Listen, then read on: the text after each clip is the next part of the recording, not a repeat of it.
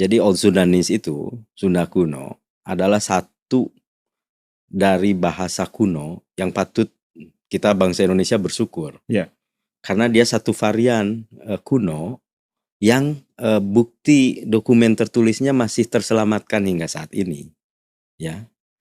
Selain itu kan ada Jawa kuno yang sangat banyak memang terkenal. Kemudian ada Bali kuno dan ada Melayu kuno.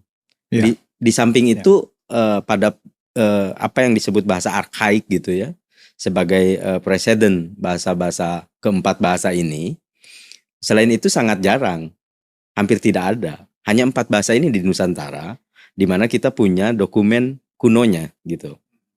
Nah, masing-masing punya trajektori sejarah sendiri ya, nasibnya beda-beda gitu.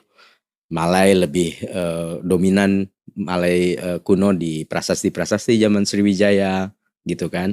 Bali kuno juga sama, abad 8 dan seterusnya di Bali sebelum digantikan Jawa kuno. Itu terbalik. Nah, di Sunda dokumen ketemunya Jawa kuno dulu. Oke. Prasasti itu ditulis Jawa kuno, manuskrip ditulis Jawa kuno. Baru abad 14 mulai orang Sunda memproduksi dokumennya sendiri dalam bahasanya sendiri, dalam bahasa Sunda kuno gitu. Oke. Bahasanya itu sendiri itu sebenarnya kalau ditarik asal muasalnya itu dari mana? Ada hubungannya dengan Sanskrit juga seperti Jawa? Sebetulnya bahasa Austronesia ini kan satu rumpun ya, yang sama gitu, berkerabat. Jadi dulu ada Sanskerta itu bukan secara bahasa kita serap, hanya kosakata. Jadi struktur sintaksis bahasa Sunda kuno itu mirip dengan struktur sintaksis Jawa kuno, Bali kuno, Melayu kuno gitu. Sama dengan bahasa modern sekarang juga. Nah, hanya saja Sanskritisasi itu sudah sangat berhasil di fase awal di wilayah Jawa ya. Misalnya Zoetmulder yang bikin kamus Jawa kuno itu bilang 40% kamus Jawa kuno itu serapan dari Sanskerta.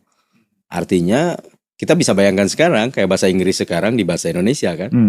Begitu masifnya kata-kata itu pada zaman dulu 40% kosakata Jawa kuno dari Sanskerta gitu.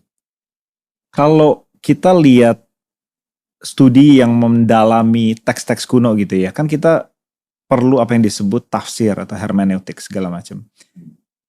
In the context of Old Sundanese language, apakah ada semacam grammar authority gitu? Jadi kalau kita melihat naskah gitu, apakah ada kanon grammarnya atau? Tidak ada. Di gimana interpretasi? Jadi pintu masuk filologi itu to make the text make sense gitu ya. Iya. Membuat teks itu masuk akal bagi kita pembaca atau masuk akal bagi